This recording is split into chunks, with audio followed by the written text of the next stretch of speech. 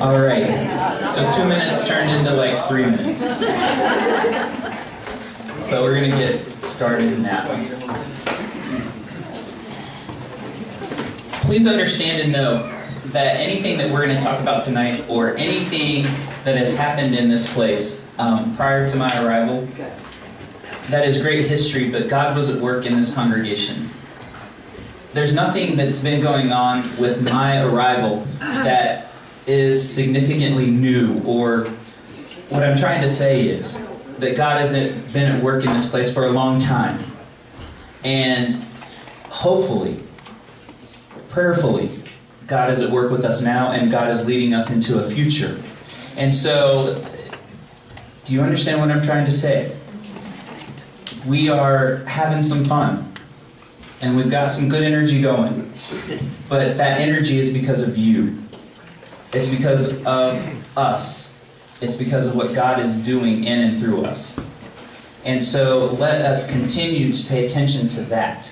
Even as we talk about some really good things, maybe even some challenges moving forward.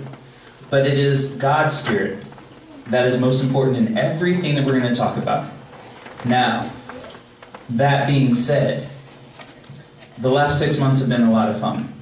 And I wrote down a list of things that have happened over the course of these last 6 months. And it's kind of a long list, and it was a little overwhelming to me when I started looking at it. But things that have kind of happened since we've been together. We have reshaped the worship service and the bulletin twice, because the front of the bulletin now is the new logo as opposed to the front of the church. We moved the communion table. We reestablished the youth group, which has been a lot of fun. And if you look around the room, there's a good number of youth in the room. And if you think of the percentages, it's a pretty high percentage of young people in this room tonight. We've created the design team. We had a successful stewardship campaign. And the close of the year was actually really good. For those who haven't heard, from the last board meeting, we were $1,200 and some change to the good through the year. That's exciting. That, and numbers are numbers. And they're only an indicator to a certain point. But that's a healthy sign that we were able to pay our bills. That's a good deal. I like that. Thank you for being faithful to your call to be servants and to be givers. We put in a new heating system, thanks to Bill Butcher and the work of his property committee. That was something that needed to be addressed. It's not anything it's not anything. It's something we would have done. But we're listening and being faithful to the call. We have some new evangelism techniques with the friendship registers. Using those in worship is important. I'm going to talk a little bit more about that later, but that's very important. It's a useful tool for us. Evangelism also now, when they visit their first-time visitors, they take a gift. And they stand on the porch and say, hello. They're not trying to get in the door and stay for an hour. Times have changed a little bit. Mary Stepanovich knows best of all that times have changed, because she remembers the day that you would call ahead and you would get to that opportunity. But it is a different day, and people are not so willing to let strangers just walk into their doors and stay for a couple of hours. Maybe that's a bad change for our world, but it is the way that it is. With the work of the design team, we do have a new logo, and I think that I've heard from most that have looked at it that they like it very much. Beyond that, no one has said anything else. So if you haven't liked it, you haven't spoken to me, and I hope you do like it, because I'm excited about it. I think it puts a new, fresh look on our congregation. It helps people. We are looking for the implementation of that logo to be with us, so that it is a brand that anytime someone sees that ellipsis and that chalice, they will go, oh, that is First Christian Church. Now, what will that ellipsis and that chalice go on? It can go on shirts. It can go on yard signs to promote our church in many different ways. These are things we haven't begun to talk about. We will put it on letterhead. We will put it in the newspaper, and it already is. We will get business cards made. We will have name tags. This is what we will use that logo for. And hopefully, we will begin to carve out a niche in this community so that when people see that on your shirt or at your house or in the paper or at, oh, come on, Kelly, the days in June, Founders Days. Heritage Days. Heritage Days. It's only been 6 months. I haven't even lived through Heritage Days yet, so that's what happens when you go off script. So anyway, that's part of what the design team has done. We've gotten our nursery redesigned, and it is beautiful. It is absolutely beautiful. And if you haven't had a chance to look in there tonight before you go home. Next Sunday. It will continue to change for a little while, because we still have some paint to go up on the walls. When Jan gets back, I think she's even started working to try to get a crew to help her. And so we're looking forward to Jan getting the mural on the wall. But there have been 3 others who have put in a ton of hours. And so we have to say thanks to Joyce and to Karen and to Betty Sherwood, who is off traveling in Florida. And they have put in a ton of hours, you guys. They've traveled out to Springfield and to Peoria trying to find just the right stuff. And it looks amazing. And we're very excited for that. We've had some new members. We've had some baptisms. And that brings good energy to the worship service and to everyone. It's just nice. It just feels nice. It's the reason that this morning felt nice, because you've always been family, but I'm feeling as a part of your family, and it felt nice to me this morning. And so those are all really good things that are happening. We've hired a new organist and a new nursery attendant. So our staff is finally complete. That's a long list. It's possible that we forgot a few things. You might be remembering some things that I didn't remember. Here's what I know about change. There's a threshold. You can only go so far so fast without feeling fatigued, feeling like too much is going on, that we're not paying attention to some other things. I understand that.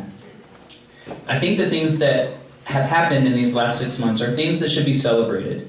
I think that they're good, positive movement for the church, and I hope that you feel that way too. I don't want to push us too far too fast. That's why we're working through committees. That's why the committees ultimately have the say of whether we're going to do something or not do something. We might bring some ideas. We will work and refine those ideas together. But the committees will be the one to decide whether it's time to go forward, to slow down, or to not do something at all.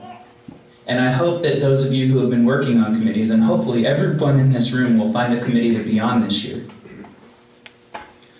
I'm hoping that those of you who work on committees feel that your work is important, that you have a say in it. Because when it all comes down to it, it's your church. So, I've been talking with people about a phrase: patient and impatient. What are the things that we need to do now that we should be impatient with? And what are the things that we can breathe with, that we can take our time with and just be patient with? Well, the things that you've seen happen in these last 6 months are the things that I thought we probably needed to be a little impatient with, and the committees tended to agree.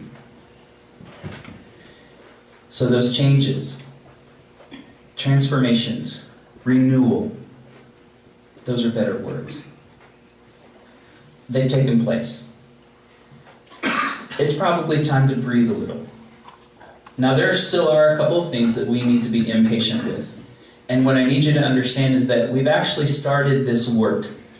When it comes to the steps on the northwest corner of the building, we've actually had a couple of bids, and we're just waiting for weather to be right and to have the right time. So we're impatiently trying to be patient with that.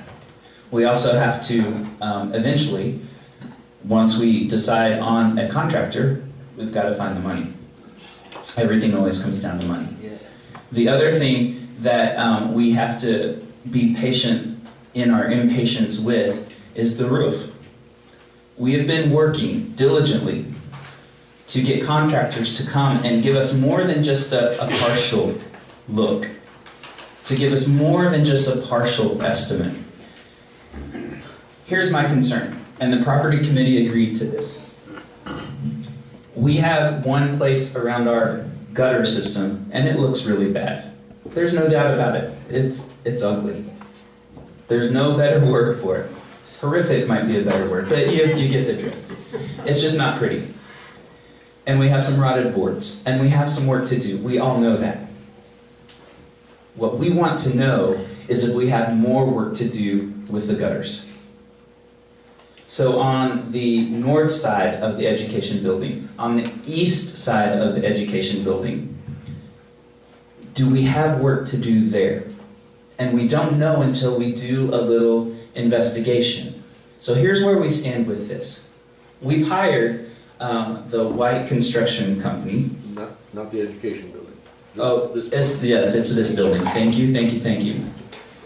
And I knew that one. So it is this building. You knew what I was talking about because you know where it's ugly.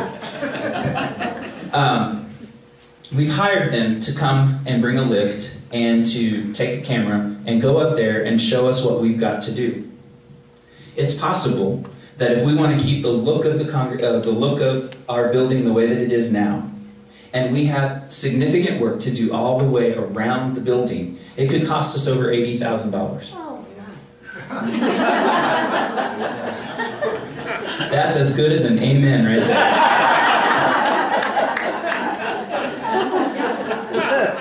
That's if we had to replace everything around the sanctuary building. We could do it cheaper, but it would change the aesthetic. It would change the look. We have to weigh that. We have to weigh the economics of that. And so we're waiting, impatiently, patiently, to find out the scope of work. If we only have a little bit to do, and we'd be fooling ourselves if we don't think that eventually we're going to have work all the way around the building, I believe. But if we're okay for now, and we only have one little corner, and we want to keep the look of the building, then we know it's going to be somewhere between $12,000 and $15,000 to get that work done. We will have to find the money, but we will. And we will restore the look of the building as is. If the cost of the work goes up because there's more to do, we just have to consider that. And the property committee, between Bill and Bob, have done a good job of doing that. But you're not in those meetings and maybe you don't know, and all you see is another piece of the roof has fallen to the ground. So I'm just sharing with you. It's a good family conversation tonight. This is where we're at. We want to know how much we need to put into the roof. Because if we have to put in a significant amount up there, and we know that the design team, and we'll talk more about the design team in a minute, but we know that the design team is looking at other types of projects, which all of you have had a chance to have some say with. We'll be limited in what we can do in other parts of the building if the roof needs a lot of work. So, that's where we are. And it's not a good place to be, because we want our building to be attractive. We understand. I understand that. So even though we have a nursery redesign, and we've looked at a couple of other things, and we're implementing a new logo, it doesn't mean that we're not thinking about these other two projects that are real. But we're just having to be patient. So please be patient with us on that. Know that we have heard you, that you would like for us to deal with those, and we are trying to deal with them as diligently as possibly, as responsibly as we can. So, are there any questions about that right now? Well, this is a good opportunity for questions about those two things. Bill, anything that I should have said differently? Are we all on the same page? Okay. So we know that we have those things to be done. And those aren't the only things, I think, that we need to try to think about patient and impatient. And we all have that in our own minds. And come and talk to me if you think there's other stuff that we need to be looking at. The College of Elders met this year. First time? According to our Constitution that governs us, the elders, past and current elders, are supposed to get together in a college of elders once a year just to have some conversation. And we met in this room, about 15 of us, I think, and I posed some questions to them. And I asked them, two that stick out in my mind. I asked them this. In the history of our congregation, and we had some people there with 50 plus years of history and people with less than that in the room. In your amount of time, in your history at the church, when you thought the church was at its very best, what did it look like? And whether these were elders who started in the 80s or elders who started in the 50s, the answer was pretty consistent. And the consistency of that answer also leads us to our 5 goals, I think. They said, oh, there was a time when we had a bus ministry and we were bringing kids in here by the busload. It was so full. We were just running over with young people. What's one of our 5 goals? To create relationships with young people and young families. That is one of our goals. In our heyday, that's our memory, is that we were overrun with young people. There's some good stuff to that, but I think there's also some danger to that. If we think that we are only our healthiest when we have young families and young people running around the church, it's a little short-sighted.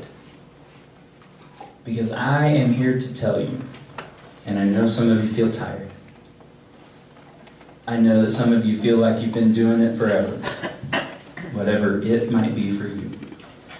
But your ministry is not done. Your work in this church can never be done. We need your experience. We need your history to help guide us and shape us and move us along. And I said today, as well as in my newsletter article, that I don't think that we can duplicate or replicate our history. I don't think that that's what we're called to do. But it is that history that pushes us forward. We remind ourselves of what we've been, and we want to try to be like that again in some ways. But we're not going to be the church of 1971 again. We're going to be the church of 2013. We're going to be who we are. We're going to be who God has called us to be, and every person is important in that calling, in the ministry of this church. Every person. I know that there are some people who write notes all the time to people. That knows no age. Do I expect that everyone's going to go to Champaign and sleep on the floor with teenagers like Rod and Nita did this last week? No. But I expect some will. Because if the ministry is important, someone's got to answer the call to be a part of it. Now, that being said, my hope is the reason that we want young people to be a part of our church, and I said this at the retreat, the leadership retreat, my hope is that we want that because we feel as if we are not complete or that we are not whole. Not because we don't want the church to die. I agree with you. We have a void. We have a void from newborns, although that's changing a little more quickly, to 8th grade. And consequently, parents of people in those age ranges. That's our void. And again, my hope is that we want those folks to come and be a part of us because we're missing something, not because we're afraid. Do you see the difference in that? I hope you really do, because it's vital to our success. If someone walks in the door and we approach them and we're inviting them desperately instead of welcoming them and making them feel at home, there is a true difference. My hope is that it's the latter. My hope is that we will welcome people of any age range, because this is a great place to be.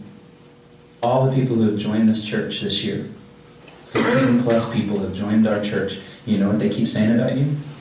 How friendly you are. This is the friendliest church in town. That's what I've heard. Well, that's true for me. You've been great. Ann and I have loved becoming part of your family. That's what everyone feels when they come here. So I want to encourage us to continue to be that friendly church. I'm going to say a little bit more about that too. We have 5 goals: personal growth, membership growth, reaching out to youth and young families, facilities, and expand outreach and service. Well, we're getting down the path a little bit. We've had some more young people come. We celebrate that. We have, we're bringing leadership to organizations here in town. Jan Rockwell and I are on a board, as well as Bob, with the Samaritan Services. Rod has become a leader for Loaves and Fishes. And there's a number of other things that we do. We just continue to do them. We just continue to do them. My hope, though, is that we can do some other things with these 5 goals in mind. I would like for our church to become more of a social center this year. I would love for us to come more than a committee meeting on a Monday and worship on a Sunday and maybe choir on Wednesday for those of us who have the gift, and I'm not one of those. We need to do that more. I tried to remind the elders when we were meeting that in that heyday, I bet people came to church more than once, and it was pretty much agreed on that happened. I also tried to remind the elders that even though we had great programming for youth and children, that had to be accompanied by great programming for adults, or we would not have been where we were. Look at the pictures, my goodness.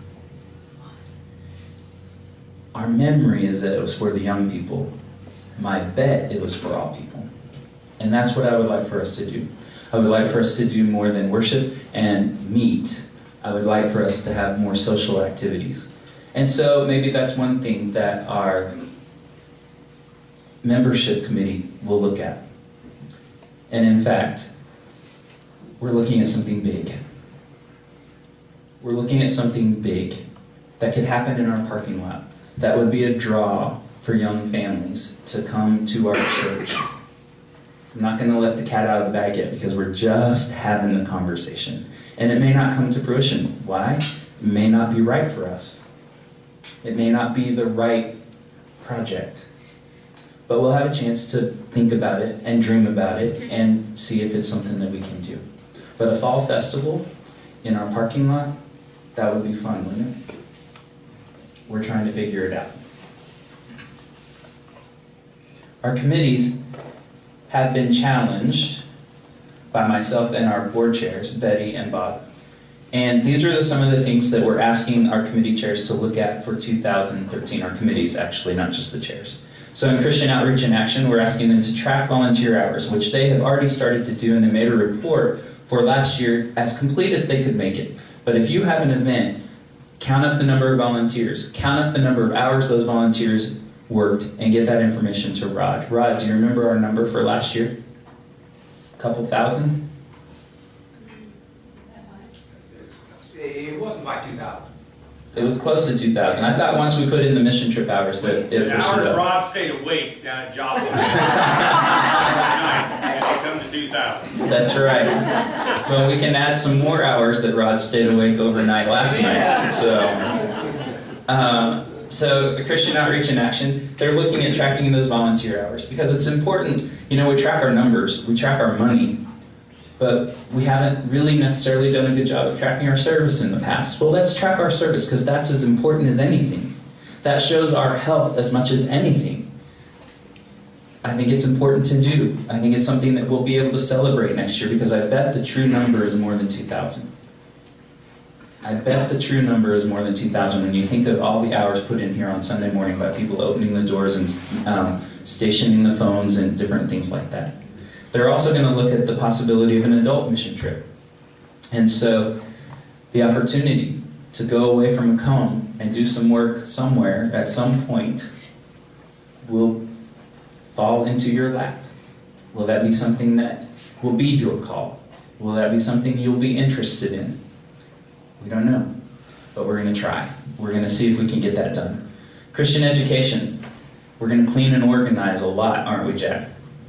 We're going to try to, in both adult rooms and children's room, we're going to try to declutter. We're going to try to maybe do something different with furniture and just kind of bring ourselves up to date a little bit. One of the other goals is to locate a true home for our youth ministry. Where it says in the building that we're supposed to meet is not really adequate for what we do.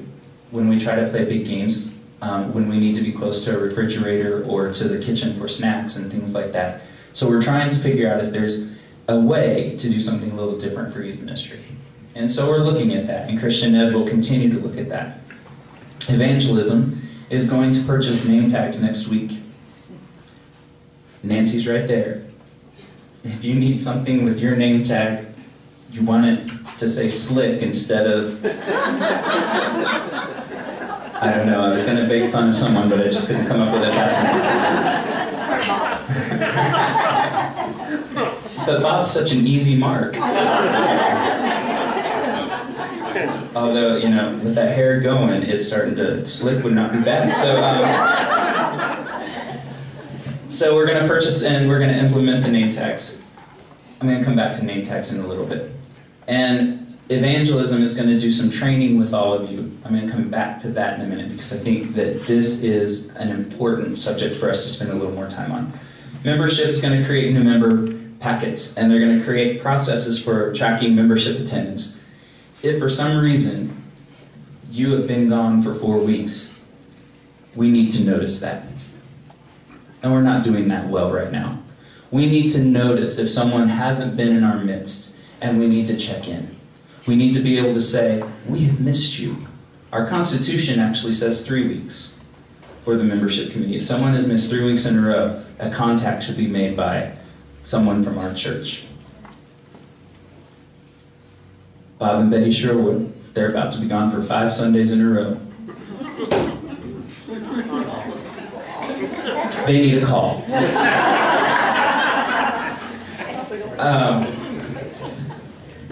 But there are people who miss for other reasons, and they might slip through the crack. We don't want people slipping through the crack anymore. And maybe they haven't in the past. Maybe you've done that differently, but we haven't done it in a formal way. As we grow, as we move into being one kind of church into being another kind of church, we need to make sure we have some processes in place to make sure that everybody is remembered. So that's what we're going to be looking at. Well, personnel, one of their tasks 2 weeks ago was to hire a nursery attendant. Well, they've done that. They could still hire one more, but fortunately, personnel has gotten through that. We're also going to look again at a review process. We have one in place, but it seems to have been inconsistent over the years, and I just would like for the church to come up with a process that they would like to work with better. How is it that they would like for me to run reviews with the other staff? How is it that they would like to run reviews with me? Those reviews are important, but I think we need a little more formal process to get that completed. So that's one of their big goals for the year. Well, property, gutters in the porch, right there on top. That's one of the high priority for them, is to continue to work for that, as well as to work alongside the design team. I'll explain what's happening with the design team in a few minutes, but we'll need property's help if we're going to start looking at bids and possibilities for work to be done on our church. Trustees, I'm asking them to consider an audit. It's been a while since we've had one, and we want everything to be transparent. We want to make sure we're keeping our books in the right form and the right fashion. And whether it happens this year or the year after, we just want to begin to look at the possibility of doing an audit. And then in worship, I've asked the worship team to create what I'm calling beauty in worship. Maybe it's a banner society, maybe it's someone who decorates the table in a really beautiful and wonderful way. It could be a lot of different things. But we want to see what we can do to bring more beauty into our already beautiful sanctuary. And so that's one of the things that we're asking the worship team to do. We'd also like to maybe do some worship leading and greeter training to do a little bit more to go along with some of our big goals. All right, so when I talked about evangelism, let's be really clear about what we're talking about when it comes to evangelism. For our purposes, I think we're talking about church growth. Evangelism has that kind of that old line thinking that the first people who came into the plains and saw the Indians and tried to convert them, that seems like evangelism for a lot of people, but that's not really what we're talking about here at the church. Not that we wouldn't do that. Not that we wouldn't want to bring a message of hope to people who have never heard that message before. We want to do that. So it's still a part of what we're doing. But honestly, we're talking about church growth. In church growth, thank you, there's some things that I want you to come to understand. And that's why Nancy's team is going to try to do some training with our congregation this year. But every one of us is a member of that team. We have to be. Every one of us is a member of that team. When you're out in the community and you have a chance to invite someone to church, you'll love this place, so why wouldn't you take the opportunity to do that? I'm not trying to say that you just meet someone for the first time and say, oh, I'm a member of First Christian Church, you should come. But the conversation may work itself to a natural spot where you can bring that information in. It's part of, I think, your responsibility. It's part of my responsibility. And I do that. And I know that other people do it. But what I'm trying to say to you is we have all got to do it. When someone new comes to church on a Sunday morning, that friendship register can only give me so much information. It can only give the evangelism team so much information. What would be great is if someone was sitting in your row and they filled that out, maybe they left something off and you noticed that. We need that information. So if you could go and say, hey, I'm so glad you came to worship today. How'd you get to us? Part of their story, personal connection. You want someone to come back to church after a first time? Personal connection. I see that you didn't put your email here. Would you mind if we had that information? I see you didn't put your cell phone down. Would that bother you if we had that information? Not forceful. Not, we need that information. But in a natural, conversational, getting to know you kind of way. Every person sitting in this room and everyone who didn't come tonight because it's cold, wet, and rainy has got to understand we are all part of evangelism, of church growth, of making it so that people will want to come back to us. We've got to take that seriously. If someone comes in and sits by themselves, go and say hi, learn their story, send me an email or write it down and say, hey, I met so-and-so today, and she came to us because, or he was here because. The more information that I have when I make my calls, the better off I am, the better off we all are. But it's that personal connection that is so vital. I went to a youth ministry event one time, and they said that within, and I forget if it was 8 seconds or 8 minutes, either way, it's a ridiculously small amount of time. I'm pretty sure it was 8 seconds, but I just don't want, within 8 seconds, the youth will decide whether they're going to return to your church or not. That's what they said. Make it 8 minutes. Within 8 minutes, people will make a decision on whether they're going to return to our church or not. That first impression is so vital. That's why we maybe need to think how we do our greeting a little differently.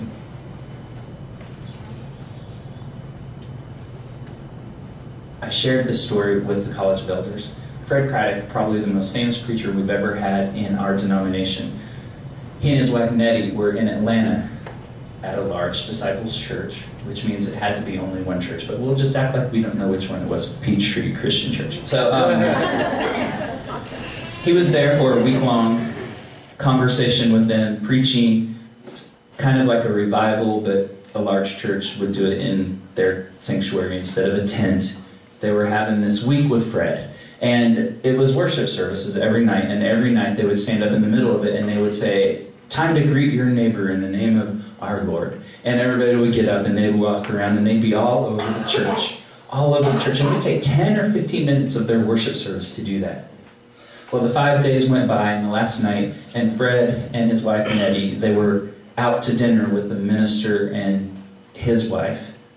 And the minister was like, "Can you believe that greeting time? That welcome time? How people get into that?" And Nettie, quiet, said, "Well, no, I don't quite get it." And the minister was shocked, like, "You mean you didn't see that was wonderful and how awesome that was and everybody sharing and sharing?" And she said, "Well, 5 nights in a row, not one person came and shook my hand or asked me my name." And the minister said, "Oh, well, they just didn't know you."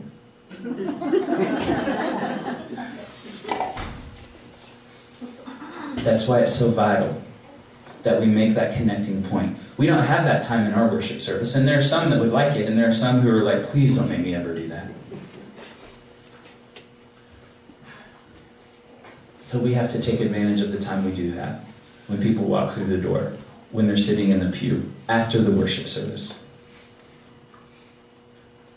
And all of us have got to be a part of that team. Church growth, hospitality, the friendliest church in town.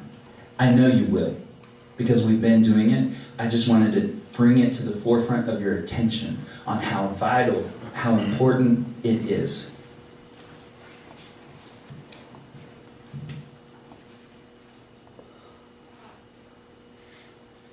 Probably the last thing that I want to bring to you is this, is that we looked at our worship attendance prior to my arrival in August. We were averaging 89 in worship. We didn't quite hit that average today, but we have a good reason. That average has increased a little bit. One of the former ministers that I worked with, he's a guru when it comes to evangelism and church growth strategies. He says that you have to increase the number of people in your church by 10% every year just to stay even. You're going to have people who are going to die. You're going to have people who are going to leave, move, whatever. So to just stay even in a given year, on average, you have to increase your church membership by 10%. Well, that's what we need to understand, and that's the reason that I was trying to stress so emphatically all those things about church growth and all of us being a part of that all of us are on that team. So, breathing, knowing that there are going to be times when we're going to try to be patient, that there are going to be times when we're going to try to be impatient, that we're all going to be in this together, that we're all going to work our committees to improve the ministries of this committee, of this church. Those are our goals. But all of them need to fall under the line of our 5 goals. Church growth, property, personal growth, reaching young families, and expanding our outreach and service. I said that I was going to tell you about the design team, so let me finish up with that. The design team has had, under Marcia's leadership, and there are several members of the design team, you've seen their names, they've been working diligently and feverishly to do their work. They have met with as many people as they could get to meet with them. They have compiled all the comments that were on those pages that you were asked to consider. The 3 questions.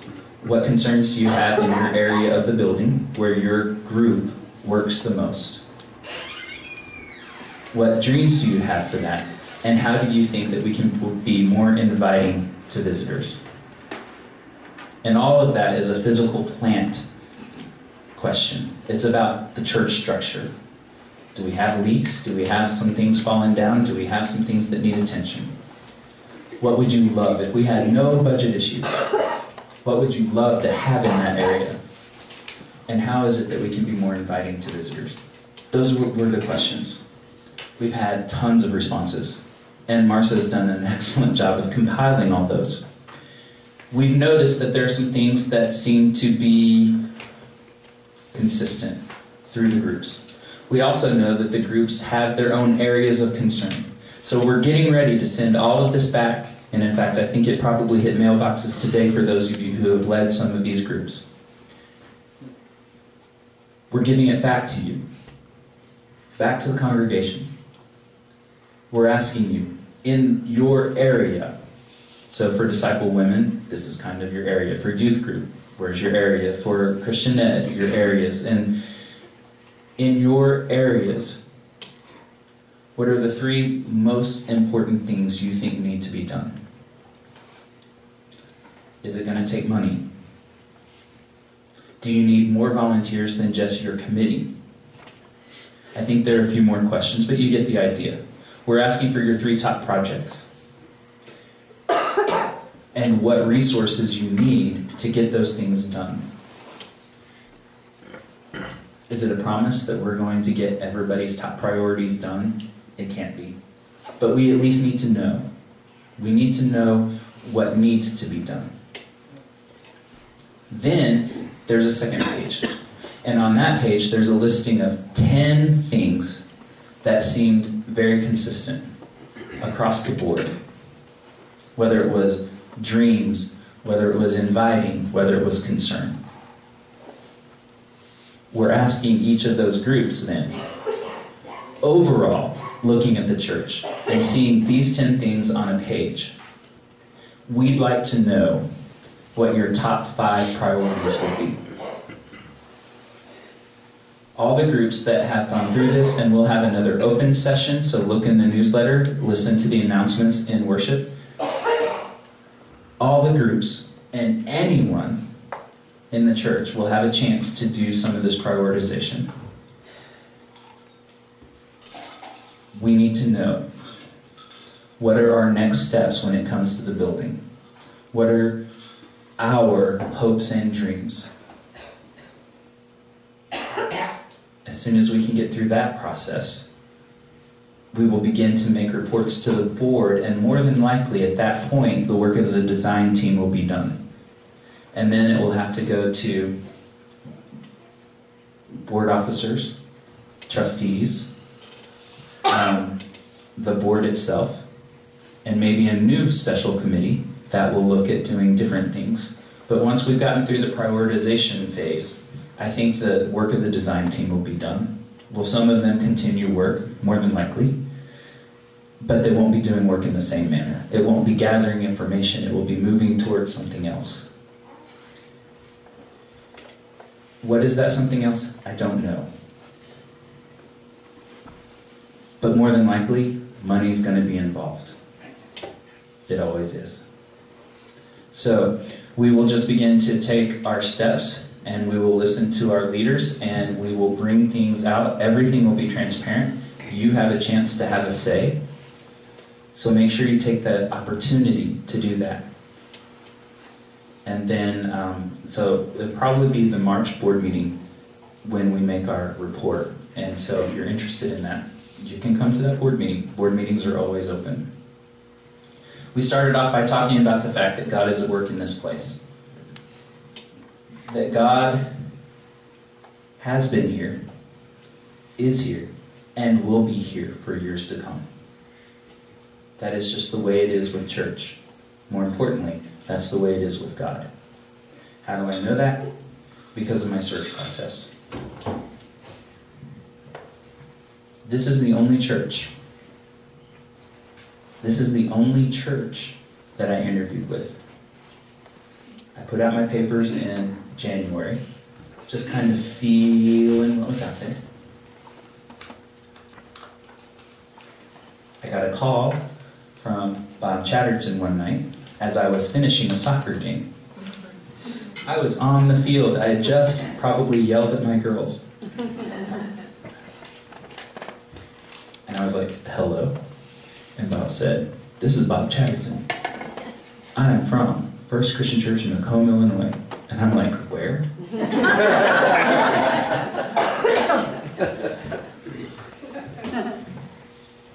I had a friend. I can share this now. I had a friend from Naples, Florida. He'll probably come up here sometime. You'll probably meet him. Act like you don't know this information. He had his name in the hopper.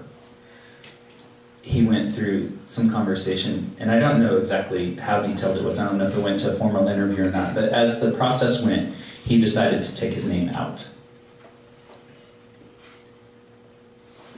He said that as soon as he did that, in the back of his mind, he was saying, that'd be a good church for Kelly.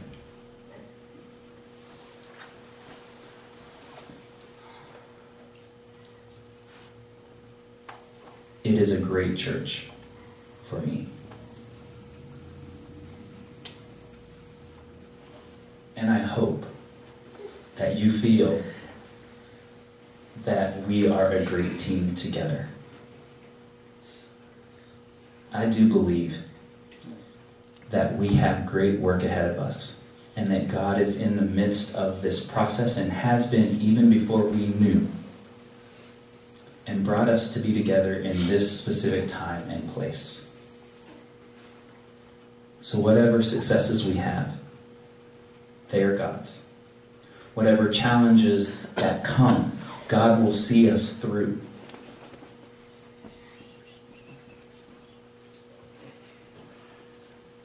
This is our church, as it is now. And as I say, I'm just so happy to be here. It is the time, and I hope you agree.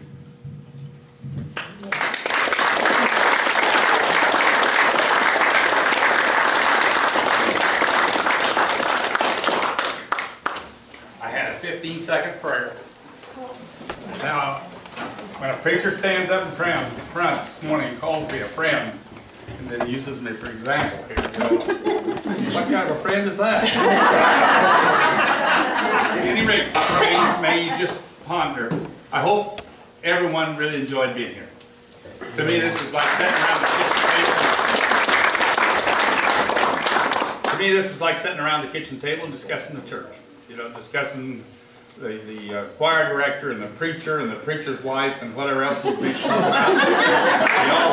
all come together here tonight and had a good discussion. So, and let me remind you, it was just a year ago that the search committee really began to bear down. They'd been together before that, and start interviewing, start seeking candidates. And we prayed a lot. And so, and Althea's here nodding her head, and Tim was here, and Mike was here, and I can't recollect who else was. We prayed a lot, and Nito, and we also had the meetings and everything, and shared what we would hope we could find in a pastor and a pastor's wife. And it's a blind it's a blind search. You know, you've never met these folks. You know, you're out here, but you interview people that tell you about them, talk to you about them.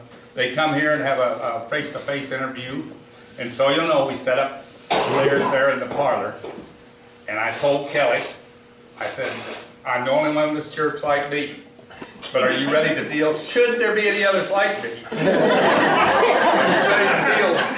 you ready to deal with something like this?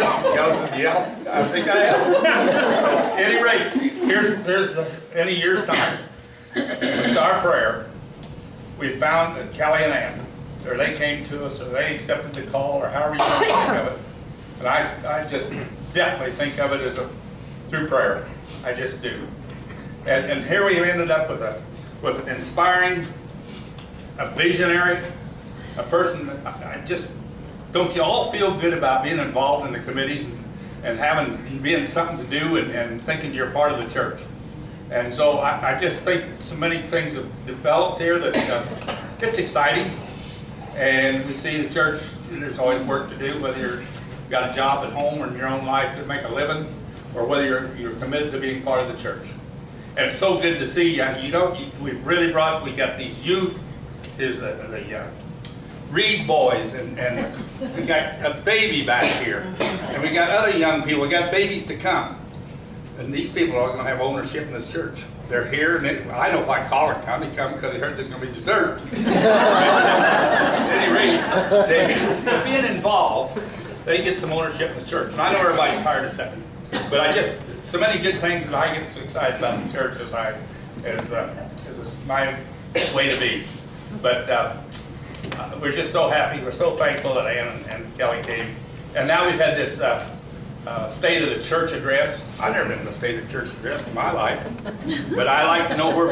I talked to other people who aren't here tonight, seriously, and they were interested in a state of knowing something about the entire operation of the church.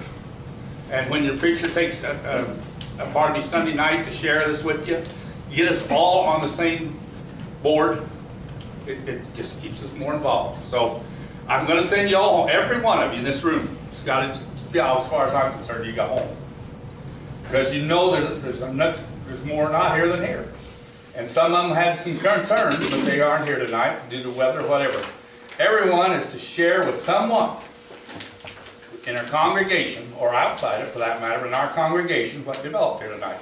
If you feel as good about this as I do, make it a point. Don't just hear Bob, he just run his mouth, so forth. Make it a point to say to someone that needs to be as enthused on board as you are yourself. Because you're enthused or you wouldn't have been here, okay? Now, I think I don't have anything else to say, so let's bow our heads, and I'll go with a 10-second prayer. Yes, Joyce? If they want some soup, have them come. If anybody wants soup or wants to help wash some trays or silverware, see Joyce or Pat or Karen, okay? Well, ask Karen. What about that pop? We got quite a bit of pop. Drink it. I don't know, Mike, you can't use it on the plan we had for the spaghetti thing, or? If anybody needs pop, take it. We can't use it for the spaghetti thing, so if you want pop, don't be embarrassed. Take it, or you can stand here and drink 3 or 4 bottles. Take it, and we made it, so you know where the pop comes from. It comes through Pat Ward's nephew, cousin, that works at Pepsi's, their Pepsi products. Every Friday, they have Pepsi products they've taken off the shelves. They wanted someone that would make it go away every Friday, not just say once and then disappear. Every Friday they want you there. And so I don't know, maybe for 3 months. We started out under the auspices that was given it to Youth for Christ. We filled the Youth for Christ house with drinks. They couldn't get the kids in the house.